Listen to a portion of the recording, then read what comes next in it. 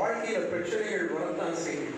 கூடியமான வரைக்கும் பகையை மறந்துட்டு எல்லோருடையும் தோழமையாக வாழ கற்றுக்கொள்ளுங்கள். இரண்டாவது, see the good in others, not the bad.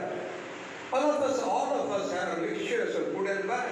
If I were to see the bad in you, you were to see the bad in me, we can never get along.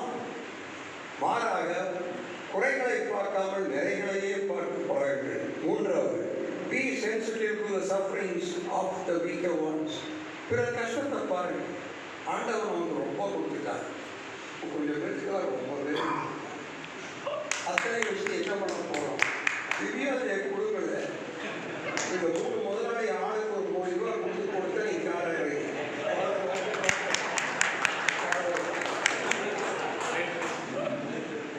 நல்லா கையெழுப்பா.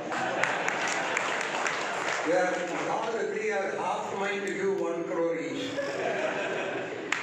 எனக்கு விருது கொடுத்ததுக்கு உங்களுக்கு சந்தோஷம்னா 3 கோடி கொடுத்து போட்டு கிளம்புங்க. அப்புறம் ஷெட் யுவர் ஈகோ. கேன்சருக்கு கூட மருந்து கண்டுபிடிச்சிருவாங்க, இந்த ஈகோ கண்டுபிடிக்கவே